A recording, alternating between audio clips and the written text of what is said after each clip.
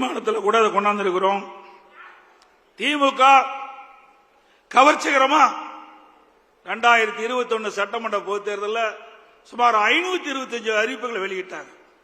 நிறைவேற்ற முடியாத அறிவிப்புகளை வெளியிட்டு மக்களை ஏமாற்றி கொள்ளை பிரச்சனை வழியாக ஆட்சிக்கு வந்த பிறகு சுமார் 4% அந்த அறிவிப்பை கூட நிறைவேற்ற முடியாத ஒரு சூழ்நிலை. அதுல முக்கியமானது கல்வி கடன் ரத்துனாங்க, இல்ல. கேஸ் சிலிண்டர் மானியம் கொடுக்கல, பெட்ரோல் டீசல் விலை குறைக்கல, நீட் தேர்வு ரத்துனாங்க, அதுக்கு ரகசியம் இருக்குன்னு சொன்னாங்க. இதுவரைக்கும் ரகசியத்தையே சொல்லல துணை முதலமைச்சர். 100 நாள் வேலை திட்டம் 150 நாளாக உயர்த்தப்பட்டாங்க, உயர்த்தல, ஏழை மக்களை ஏமாத்திட்டாங்க. அரசு காலி பணியிடங்கள் அரசாங்கத்தில் 3 லட்சம், அரசு சார்ந்த நிறுவனத்தில் 2 லட்சம், மொத்தம் 5 லட்சம் காலி பணியிடங்கள் நிரப்புனாங்க. இது வரைக்கும் நிரப்பல. கடந்த சட்டமன்ற பொதுத் தேர்தலில் வெறும் 50,000 பேர் தான் அரசு ஊழியர்கள் நிரப்பப்பட்டதா அறிவிச்சாங்க. இந்த 4.5 ஆண்டுகளில் அரசு பணியாளர்கள் சுமார் 75,000 பேர் பணி ஓய்வு பெற்றுக்கிறாங்க. அதோட அதிமுக ஆட்சியில கொண்டு வரப்பட்ட தாலிக்கு தங்க திட்டம் நிறுத்திட்டாங்க. அம்மா மினிக்கிளை கைவிட்டுட்டாங்க. அம்மா இருசக்கர வாகனம் அதையும் கைவிட்டுட்டாங்க. இப்படி மக்களுக்கு நன்மை பயக்கக்கூடிய அதிமுக ஆட்சியில போடப்பட்ட திட்டங்களை எல்லாம் நிறுத்திய அதுதான் திமுக ஆட்சியுடைய சாதனை. அடிக்கடி ஸ்டாலின் சொல்லுவதெல்லாம் நாங்க குடும்ப தலைவிக்கு 1000 ரூபாய் கொடுத்துட்டோம். எப்ப கொடுத்தீங்க? அதிமுக தொடர்ந்து சட்டமன்றத்தில் அழுத்தம் கொடுத்தோம். தேர்தல் நேரத்தில்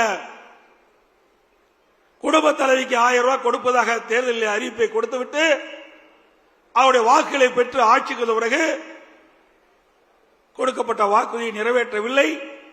அதனால கொடுக்கப்பட்ட வாக்குறுதியை நிறைவேற்றுகின்ற விதமாக மாதந்தோறும் குடும்ப தலைவிக்கு 1000 ரூபாய் கொடுக்க வேண்டும் என்று பிரதான எதிர்க்கட்சி என்ற முறையில் நம்ம தொடர்ந்து சட்டமன்றத்தில் அழுத்தம் கொடுத்தோம். தொலைக்காட்சியின் வாயிலா தெரிவிச்சோம், ஊடகத்தின் வாயிலா தெரிவிச்சோம்.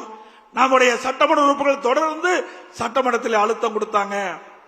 அதிமுக பொதுக்கூட்டத்திலே தொடர்ந்து விமர்சனம் பண்ணோம்.